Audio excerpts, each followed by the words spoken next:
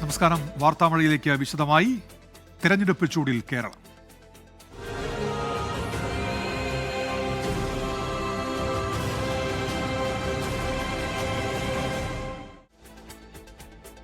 തദ്ദേശ സ്വയംഭരണ തെരഞ്ഞെടുപ്പ് സ്ഥാനാർത്ഥികളുടെ നാമനിർദ്ദേശ പത്രിക സൂക്ഷ്മ പരിശോധന കഴിഞ്ഞതോടെ ആകെ സ്ഥാനാർത്ഥികൾ 98,451.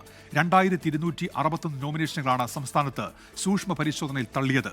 തിരുവനന്തപുരം ജില്ലയിലാണ് കൂടുതൽ നാമനിർദ്ദേശ പത്രികകൾ തള്ളിയത്. തിരുവനന്തപുരത്ത് 527 നോമിനേഷനുകൾ തള്ളി. കോട്ടയത്ത് 401 നോമിനേഷനുകൾ തള്ളിയിട്ടുണ്ട്. ആകെ 1,40,995 നാമനിർദ്ദേശ പത്രികകളാണ് അംഗീകരിച്ചത്. അന്തിമ കണക്ക് നാളെയോടെ ലഭ്യമാകുമെന്ന് സംസ്ഥാന തിരഞ്ഞെടുപ്പ് കമ്മീഷൻ അറിയിച്ചു. തദ്ദേശ തെരഞ്ഞെടുപ്പിന്റെ സൂക്ഷ്മ പരിശോധന അവസാനിച്ചപ്പോൾ എറണാകുളത്ത് UDFന് തിരിച്ചടി. ജില്ലാ പഞ്ചായത്ത് സ്ഥാനാർത്ഥിയുടെ പത്രിക തള്ളി. കടമക്കുടി ഡിവിഷനിൽ നിന്ന് മത്സരിക്കുന്ന LC ജോർജിന്റെ പത്രികയാണ് തള്ളിയത്. വയനാട്ടിലും കൊല്ലത്തും കോട്ടയത്തും UDF സ്ഥാനാർത്ഥികളുടെ പത്രിക തള്ളി. മലപ്പുറം വളാഞ്ചേരിയിലും കൊച്ചി തൃക്കാക്കര മുനിസിപ്പാലിറ്റിയിലും LDF സ്ഥാനാർത്ഥികളുടെ പത്രികയും തള്ളി. സംസ്ഥാനത്ത് നാമനിർദ്ദേശ പത്രികയുടെ സൂക്ഷ്മ പരിശോധന പൂർത്തിയായപ്പോൾ UDFിലാണ് കൂടുതൽ തിരിച്ചടി. എറണാകുളത്ത് കടമക്കുടി ഡിവിഷനിൽ നിന്ന് ജില്ലാ പഞ്ചായത്തിലേക്ക് മത്സരിക്കുന്ന LC ജോർജിന്റെ പത്രിക തള്ളി. 3 സെറ്റ് പത്രികയിലും ഡിവിഷന് പുറത്തുള്ള ആളുകൾ ഒപ്പിട്ടതാണ് തള്ളാൻ കാരണം. ഡമ്മി സ്ഥാനാർത്ഥിയില്ല. ഉദ്യോഗസ്ഥർ തെറ്റിദ്ധരിപ്പിച്ചുവെന്ന് LC ജോർജ് 24നോട്. എവിടെയാണോ മത്സരിക്കുന്നത് ആ നിയോജക മണ്ഡലത്തിൽ തന്നെ ആളായിരിക്കണം, വോട്ടറായിരിക്കണം നമ്മുടെ സപ്പോർട്ടർ എന്നുള്ളത്. വൈപ്പിൻ നിയോജക മണ്ഡലത്തിലുള്ള ആൾക്കും ചെയ്യാൻ സാധിക്കും എന്ന് പറഞ്ഞതിൻ്റെ അടിസ്ഥാനത്തിൽ അത് വിശ്വസിച്ചുകൊണ്ട് നോമിനേഷൻ സബ്മിറ്റ് ചെയ്യുകയാണ് ഉണ്ടായത്. ഒരിക്കലും ഉദ്യോഗസ്ഥർ അങ്ങനെ നമ്മളെ മിസ്ലീഡ് ചെയ്യുമെന്ന് നമുക്ക് അറിയില്ലായിരുന്നു. വയനാട് കൽപ്പറ്റ നഗരസഭയിൽ UDFന്റെ നഗരസഭാ ചെയർമാൻ സ്ഥാനാർത്ഥി രവീന്ദ്രന്റെ നാമനിർദ്ദേശ പത്രികയും തള്ളി. CS പ്രഭാകരൻ പകരം സ്ഥാനാർത്ഥിയാകും. കൊല്ലത്ത് വിളക്കുടി പഞ്ചായത്ത് 5ാം വാർഡ് സ്ഥാനാർത്ഥി നസറുദ്ദീന്റെ പത്രികയും തള്ളി. കോട്ടയം പാമ്പാടി പഞ്ചായത്തിൽ രമണി മത്തയുടെ പത്രികയാണ് തള്ളിയത്. എറണാകുളം ആലങ്ങാട് ബ്ലോക്ക് പഞ്ചായത്തിൽ മത്സരിക്കുന്ന സെറീന ഷാജിയുടെയും ജോൺസൺ പുനത്തിലിന്റെയും പത്രിക തള്ളിയത് UDFനെ ഞെട്ടിച്ചു. ഇവിടെ ഡമ്മി സ്ഥാനാർത്ഥികളെ നിർത്തിയിട്ടില്ല. LDFന് കനത്ത തിരിച്ചടിയുണ്ടായത് പാലക്കാട് നഗരസഭയിലാണ്. കർണകി നഗർ വെസ്റ്റ്, വടക്കന്തറ എന്നിവിടങ്ങളിൽ സ്ഥാനാർത്ഥികളുടെ പത്രികകളാണ് തള്ളിയത്. മലപ്പുറം വഴിക്കടവിലും തൃക്കാക്കര നഗരസഭാ ഡിവിഷനിലും മലപ്പുറം വളാഞ്ചേരി നഗരസഭയിലും LDF സ്ഥാനാർത്ഥികളുടെ പത്രിക തള്ളിയിട്ടുണ്ട്.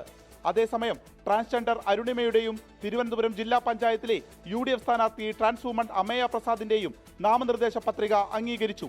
ശ്രീനാരായണപുരത്തും ആലപ്പുഴ നഗരസഭയിലും BJPക്കും തിരിച്ചടിയുണ്ടായി. വിവിധ ബ്യൂറോകൾക്കൊപ്പം 24 കൊച്ചി. തദ്ദേശ തെരഞ്ഞെടുപ്പിൽ കണ്ണൂർ ജില്ലയിൽ 9 ഇടങ്ങളിൽ LDF സ്ഥാനാർത്ഥികൾക്കെതിരില്ല. മലപ്പട്ടം, കണ്ണപുരം പഞ്ചായത്തുകളിലും ആന്തൂർ നഗരസഭയിലും LDF സ്ഥാനാർത്ഥികൾക്ക് എതിരാളികളില്ല.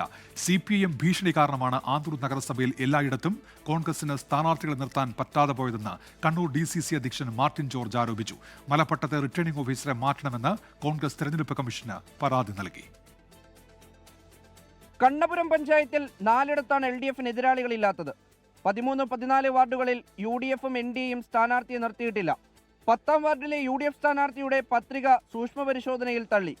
3ാം വാർഡിലെ UDF സ്ഥാനാർത്ഥി പത്രിക പിൻവലിച്ചു. മലപ്പട്ടം പഞ്ചായത്തിൽ അടവാപ്പുറം നോർത്തിലും സൗത്തിലും LDF സ്ഥാനാർത്ഥി മാത്രമായിരുന്നു പത്രിക നൽകിയത്. കോവന്തലയിലെ UDF സ്ഥാനാർത്ഥിയുടെ പത്രിക തള്ളിയതോടെ പഞ്ചായത്തിൽ 3ഇടത്ത് LDFനെതിരില്ല. ആന്തൂർ നഗരസഭയിലെ മൊറാഴ വാർഡിൽ മത്സരിക്കുന്ന K രജിത, പൊടിക്കുണ്ട് വാർഡിലെ K പ്രേമരാജൻ എന്നിവർക്കും എതിരാളികളില്ല. UDF സ്ഥാനാർത്ഥികളെ CPM ഭയപ്പെടുത്തുന്നുവെന്ന DCC പ്രസിഡന്റ്. CPIM എതിർപ്പ് മാത്രം കണക്കിലെടുത്താണ് തന്റെ പത്രിക തള്ളിയതെന്ന് മലപ്പട്ടത്തെ UDF സ്ഥാനാർത്ഥി. എല്ലാ സ്ഥലങ്ങളിലും സ്ഥാനാർത്ഥികളെ നിർത്തുവാൻ വേണ്ടിയുള്ള തീരുമാനമെടുക്കുകയും അതിലെ ഒരു 2 സ്ഥലത്ത് നിരന്തരമായ ഭീഷണി കൊണ്ട് 2 സ്ഥലങ്ങളിൽ കൊടുക്കാൻ പറ്റാത്ത സാഹചര്യം എല്ലാവരെയും ഞങ്ങൾ പ്രപ്പോസ് ചെയ്യാൻ വേണ്ടി പോകുന്ന ആ വീടുകളിലൊക്കെ അതിൻ്റെ ബാക്കിലേക്ക് ചെന്ന് അവരെ ഭീഷണിപ്പെടുത്തിക്കൊണ്ട് അന്ന് ആ നോമിനേഷൻ 2 കൊടുക്കാൻ നമുക്ക് സാധിച്ചിട്ടുണ്ട്.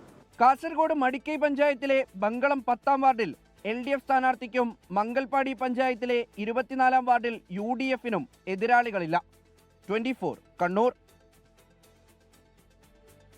തീവ്ര വോട്ടർ പട്ടിക പരിഷ്കരണത്തിന്റെ സമയപരിധി നീട്ടില്ലെന്ന് മുഖ്യ തെരഞ്ഞെടുപ്പ് officer doctor Ratan U Khelkar.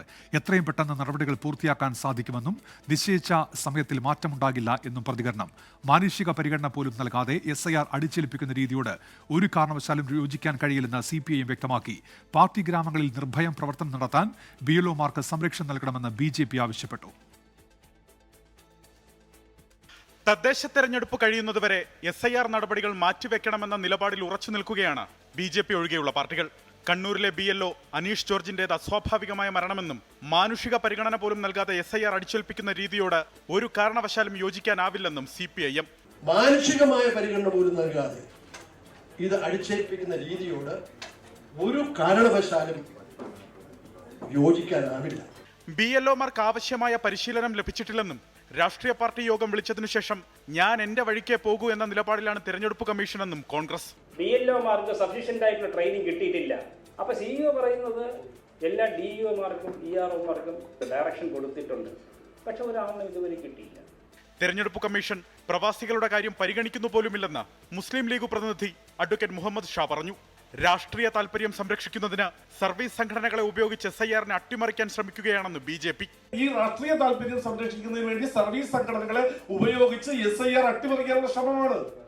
അതാണ് ഗൗരവമായിട്ട് എടുക്കുന്നത്. ഷെഡ്യൂൾ ചെയ്ത സമയത്തിൽ മാറ്റമുണ്ടാകില്ലെന്നും കൂട്ടിച്ചേർക്കലുകൾക്ക് ഒരുപാട് സമയമുണ്ടെന്നും മുഖ്യ തെരഞ്ഞെടുപ്പ് ഓഫീസർ രത്തൻ യു ഖേൽക്കർ.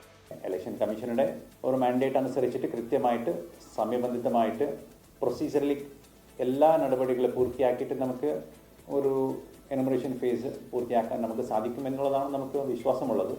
എല്ലാ നടപടിക്രമങ്ങളും സമയബന്ധിതമായി പൂർത്തിയാക്കുമെന്നും ചീഫ് ഇലക്ടറൽ ഓഫീസർ വ്യക്തമാക്കി. 24 തിരുവനന്തപുരം. ജമ്മുകശ്മീരിലെ പൂഞ്ചിൽ മലയാളി സൈനികന് വീരമൃത്യു. ഒതുക്കുങ്ങൽ സ്വദേശി സുബേദാർ സജീഷാണ് മരിച്ചത്. രജൌരിയിൽ പട്രോളിംഗിനിടെ കൊക്കയിൽ വീണാണ് അപകടം. മൃതദേഹം കരിപ്പൂർ വിമാനത്താവളത്തിലെത്തിച്ചു. നാളെയാണ് പൊതുദർശനം.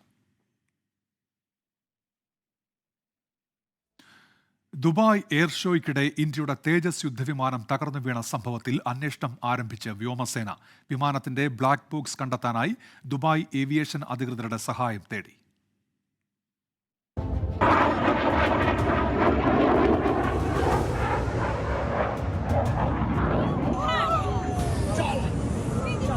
ദുബായ് എയർ ഷോയ്ക്കിടെ അപകടമുണ്ടായതിന് പിന്നാലെ സംഭവത്തിൽ കോർട്ട് ഓഫ് എൻക്വയറി വ്യോമസേന പ്രഖ്യാപിച്ചിരുന്നു. എയർ മാർഷൽ റാങ്കിലുള്ള ഉദ്യോഗസ്ഥന്റെ നേതൃത്വത്തിൽ ആഭ്യന്തര അന്വേഷണം ആരംഭിച്ചു.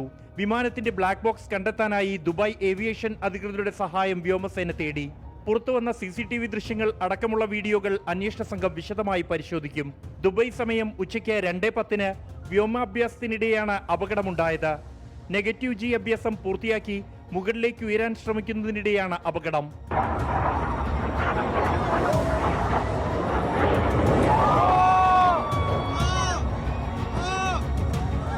അപകടത്തിൽ വീരമൃത്യു വരിച്ച വ്യോമസേന പൈലറ്റ് വിംഗ് കമാൻഡർ നമൻ സ്യാലിന്റെ മൃതദേഹം ഉടൻ ഡൽഹിയിലേക്ക് എത്തിക്കും. തുടർന്ന് ജന്മനാടായ ഹിമാചൽ പ്രദേശിലെ കാംഗ്രയിലെത്തിച്ച് കുടുംബത്തിന് കൈമാറും. കൊൽക്കത്തയിൽ പരിശീലനത്തിലായിരുന്ന ഭാര്യ വിംഗ് കമാൻഡർ അഫ്സാനയടക്കമുള്ള കുടുംബാംഗങ്ങൾ ഡൽഹിയിലേക്ക് തിരിച്ചു. 24 ഡൽഹി. ശബരിമല സ്വർണ്ണക്കൊള്ളയിൽ തുടർ നീക്കങ്ങളുമായി പ്രത്യേക അന്വേഷണ സംഘം. തിരുവിതാംകൂർ ദേവസ്വം ബോർഡ് മുൻ അംഗങ്ങളായ KP ശങ്കരദാസും N വിജയകുമാറും നൽകിയ മൊഴി SIT പൂർണ്ണ വിശ്വാസത്തിലെടുത്തിട്ടില്ല. അതേസമയം A പത്മകുമാറും ഉണ്ണികൃഷ്ണൻ പോറ്റിയും തമ്മിൽ റിയൽ എസ്റ്റേറ്റ് ഇടപാടുണ്ടെന്നാണ് SITയുടെ സംശയം.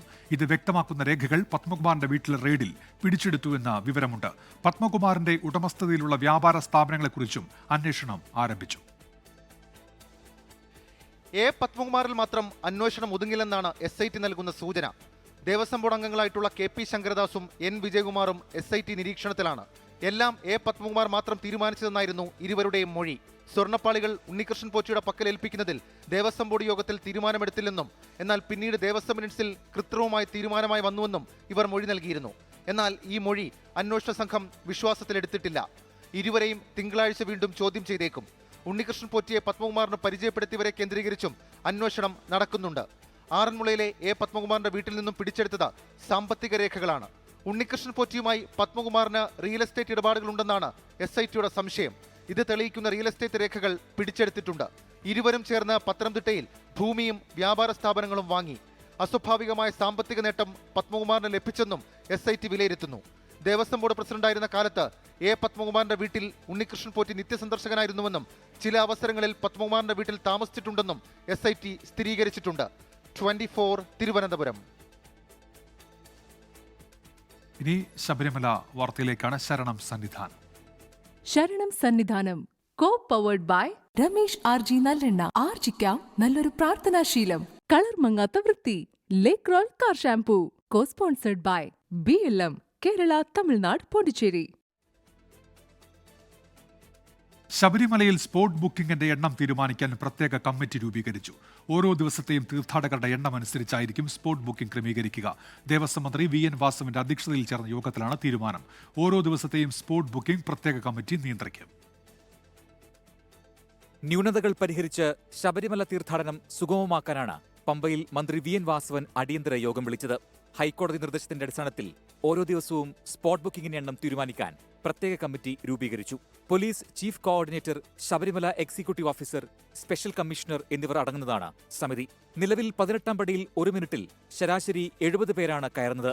അത് 85 ഉയർത്തും. അതിലൂടെ കൂടുതൽ പേർക്ക് ദർശനത്തിന് അവസരം ലഭിക്കും. പരിചയസമ്പന്നരായ കൂടുതൽ പോലീസുകാരെ നിയോഗിക്കും. എല്ലാ ദിവസവും സന്നിധാനത്ത് ADMന്റെ നേതൃത്വത്തിൽ ദേവസ്വം ബോർഡ് പ്രതിനിധിയും പോലീസ്, ആരോഗ്യം, ഫയർഫോഴ്സ്, വനം, വാട്ടർ അതോറിറ്റി, പൊതുമരാമത്ത് എന്നിവരുടെ സംയുക്ത യോഗം ചേരും. ചർച്ചയിൽ ഉന്നയിക്കപ്പെടുന്ന പ്രശ്നങ്ങൾ ഉടൻ പരിഹരിക്കും. നിലയ്ക്കലിലെ പാർക്കിംഗ് സ്ഥലം പൂർണ്ണമായും ഉപയോഗിക്കുന്നതിന് അടിയന്തര നടപടി സ്വീകരിക്കും. യോഗ തീരുമാനത്തിന്റെ അടിസ്ഥാനത്തിൽ ദിവസവേതനത്തിന് ആളുകളെ ക്ഷണിച്ച് ദേവസ്വം ബോർഡ് പരസ്യം പ്രസിദ്ധീകരിച്ചു. പമ്പ, നിലയ്ക്കൽ, എരുമേലി എന്നിവിടങ്ങളിലേക്കാണ് ആളുകളെ എടുക്കുന്നത്. ആകെ 300 പേരെയാണ് നിയമിക്കുക. അതേസമയം ശബരിമലയിൽ തീർത്ഥാടന തിരക്ക് തുടരുകയാണ്. ഇന്ന് ഉച്ചവരെ 50,000 പേർ ദർശനം നടത്തി. ഇന്നലെ 86,000 പേരാണ് ദർശനത്തിനായി എത്തിയത്. തിരക്ക് നിയന്ത്രണ വിധേയമാണ്. വെർച്വൽ ക്യൂ വഴി ബുക്ക് ചെയ്യുന്ന തീർത്ഥാടകർ അവർക്ക് അനുവദിച്ച സമയം കൃത്യമായി പാലിക്കണമെന്ന് പോലീസ് അറിയിച്ചു. സുരക്ഷയ്ക്കായി 140 അംഗ റാപ്പിഡ് ആക്ഷൻ ഫോഴ്സും ഇന്ന് സന്നിധാനത്തെത്തി. 24 പത്തനംതിട്ട. വാർത്താമഴയിലേക്ക് തിരികെ എത്തുമ്പോൾ ഇപ്പോൾ ഒരു കൊല്ലം ജില്ലയിൽ ഉണ്ടായ ഒരു കാട്ടാന ആക്രമണത്തിന്റെ വിവരം പുറത്തുവരുന്നുണ്ട്. അലിമുക്ക് അച്ചൻകോവിൽ പാതയിൽ കറവൂരിലാണ് കാട്ടാനയുടെ ആക്രമണം ഉണ്ടായത്. കറവൂർ ഓലപ്പാറ സ്വദേശി രാധാകൃഷ്ണ പിള്ളയ്ക്ക് പരിക്കേറ്റു. അദ്ദേഹത്തെ ഇപ്പോൾ പുനലൂർ താലൂക്ക് ആശുപത്രിയിൽ പ്രവേശിപ്പിച്ചിരിക്കുകയാണ്. ഒരു കാട്ടാന ആക്രമണം കൂടി കൊല്ലം ജില്ലയിലാണ്. അലിമുക്ക് അച്ചൻകോവിൽ പാതയിൽ കറവൂരിൽ വെച്ചാണ് കാട്ടാനയുടെ ആക്രമണം ഉണ്ടായത്.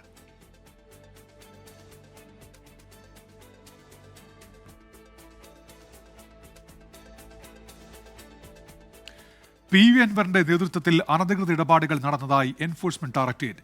അൻവറിന്റെ ബിനാമി ഉടമസ്ഥതയെ സംബന്ധിച്ചും വായ്പയെടുത്ത തുക വകമാറ്റി ചെലവഴിച്ചതിനും പ്രാഥമിക തെളിവുകൾ കിട്ടി. ഡിജിറ്റൽ രേഖകൾ ഉൾപ്പെടെ പിടിച്ചെടുത്തതായും EDയുടെ വാർത്താക്കുറിപ്പ്. ഇന്നലെ PV അൻവറിന്റെ ഒതായിലെ വീട്ടിലും സ്ഥാപനങ്ങളിലുമായി നടത്തിയ 15 മണിക്കൂർ നീണ്ട പരിശോധനയുടെ വിവരങ്ങളാണ് ED പുറത്തുവിട്ടത്. 2016-ൽ 14.38 കോടിയായിരുന്ന അൻവറിന്റെ ആസ്തി 2021-ൽ 64.14 കോടിയായി വർദ്ധിച്ചു. ആസ്തി വർധനവ് എങ്ങനെയെന്നതിന് PV അൻവറിന് വിശദീകരണമില്ല. ബിനാമികളുടേതെന്ന് സംശയിക്കുന്ന 15 ബാങ്ക് അക്കൗണ്ടുകളും കണ്ടെത്തി. KFCയിൽ നിന്ന് വായ്പയെടുത്ത 12.11 ലക്ഷം രൂപ വകമാറ്റി ചെലവഴിച്ചു. അൻവറിന്റെ ഡ്രൈവർ സിയാദ് അമ്പായത്തിങ്കലിന് മാലാംകുളം കൺസ്ട്രക്ഷൻസ് പ്രൈവറ്റ് ലിമിറ്റഡിന്റെ പേരിൽ ലഭിച്ച വായ്പയും അൻവറിന്റെ PVR മെട്രോ വില്ലേജ് എന്ന പദ്ധതിക്കാണ് ഉപയോഗിച്ചത്. ഒരേ ഈടിൽ വ്യത്യസ്ത വായ്പകൾ നൽകിയതിൽ KFC ഉദ്യോഗസ്ഥർക്കും വീഴ്ച പറ്റി. പല നിർമ്മാണങ്ങൾക്കും അനുമതിയില്ല. പരിശോധനയ്ക്കിടെ വിൽപ്പന കരാറുകൾ, സാമ്പത്തിക രേഖകൾ, ഡിജിറ്റൽ ഉപകരണങ്ങൾ തുടങ്ങിയവ പിടിച്ചെടുത്തതായും ED വാർത്താക്കുറിപ്പിൽ വ്യക്തമാക്കി. അതേസമയം അനധികൃത സ്വത്ത് സമ്പാദനവുമായി ബന്ധപ്പെട്ടല്ല ED പരിശോധനയെന്നും KFC വായ്പയുമായി ബന്ധപ്പെട്ടാണ് പരിശോധന നടത്തിയതെന്നുമാണ് PV അൻവറിന്റെ വിശദീകരണം. യഥാർത്ഥത്തിൽ ഇത് KFCയുമായി ബന്ധപ്പെട്ട് 2015-ൽ ഞാൻ MLA ആകുന്നതിന് മുമ്പ് എടുത്ത ഒരു ലോണുമായി ബന്ധപ്പെട്ട വിഷയമാണ്. നമ്മൾ കൊടുത്തത് റിജക്റ്റ് ചെയ്ത് ഒരു സെക്കൻഡ് ഓഫർ ചോദിച്ചിട്ട് അതിനുള്ള ഒരു റിപ്ലൈ പോലും നമുക്ക് തരാതെ അറ്റാച്ച്മെന്റ് നോട്ടീസിലേക്കാണ് പോയത്. അത് തീർത്തും സ്റ്റേറ്റ് ഗവൺമെന്റിന്റെ ഇടപെടൽ അതിലുണ്ടാവും എന്നുള്ളത് ആർക്കും നോക്കിയാലും മനസ്സിലാവുമല്ലോ. കേസിൽ PV അൻവറിനെ കൊച്ചിയിലെ ED ആസ്ഥാനത്തേക്ക് വിളിച്ചു വരുത്തി ചോദ്യം ചെയ്യാനാണ് EDയുടെ നീക്കം.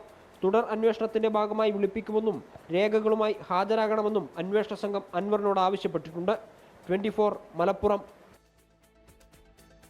PMC പദ്ധതിയിൽ ഒപ്പുവെച്ചതിലെ മുന്നണി വിവാദങ്ങൾ കെട്ടടങ്ങിയെന്ന് വിദ്യാഭ്യാസ മന്ത്രി V ശിവൻകുട്ടി. PMCയിൽ തർക്കങ്ങളില്ല. വിഷയത്തിൽ CPIM പൊളിറ്റ് ബ്യൂറോ എതിർപ്പറിയിച്ചു. കേന്ദ്ര സർക്കാർ നൽകാനുള്ള SSK ഫണ്ട് നൽകിയില്ലെങ്കിൽ കോടതിയെ സമീപിക്കുമെന്നും 24ന്റെ ഫോർ ദ പീപ്പിൾ പരിപാടിയിൽ V ശിവൻകുട്ടി വ്യക്തമാക്കി.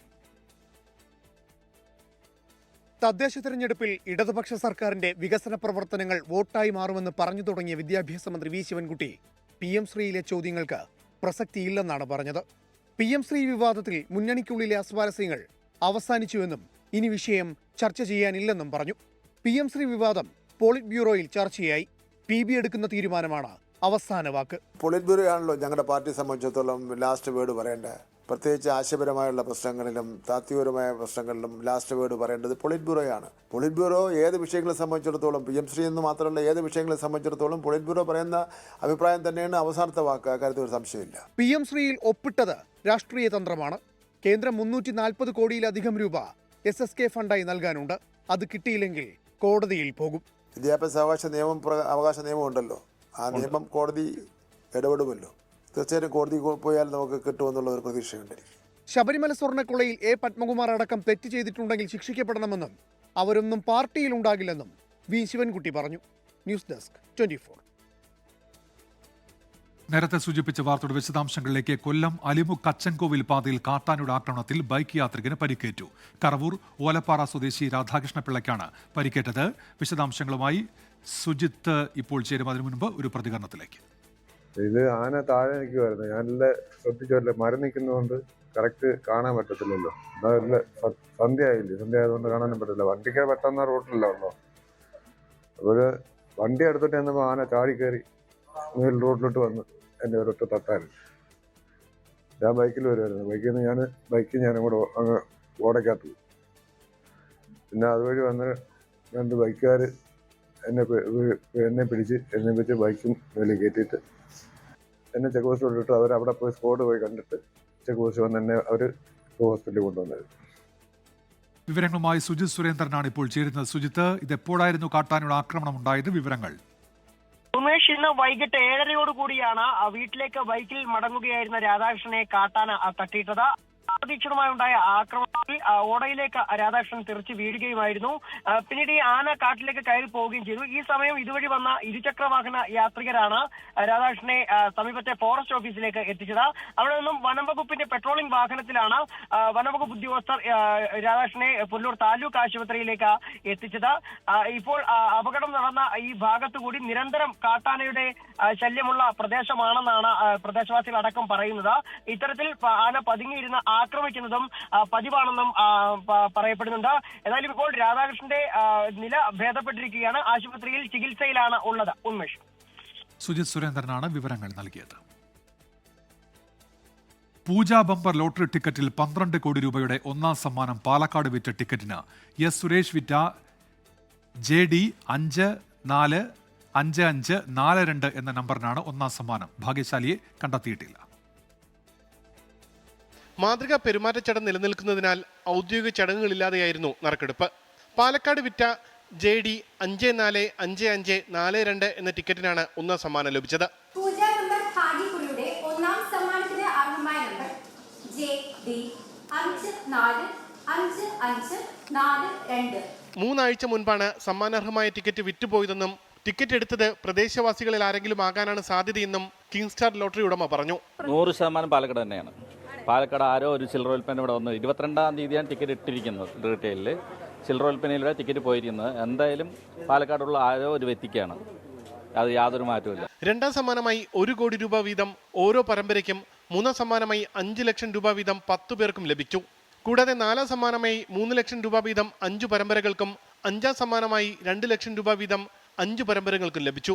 ആകെ 3,32,130 സമ്മാനങ്ങളാണ് പൂജ ബമ്പറിനുള്ളത്. 24 തിരുവനന്തപുരം. ലോകത്തെവിടെയായാലും ഏത് സമയത്തും 24 വാർത്തകളും ഓഗ്മെന്റഡ് റിയാലിറ്റി പാക്കേജുകളും എക്സ്പ്ലെയിനറുകളും വിശദമായി കാണാൻ ഞങ്ങളുടെ യൂട്യൂബ് ചാനൽ നിങ്ങൾക്ക് സബ്സ്ക്രൈബ് ചെയ്യാം.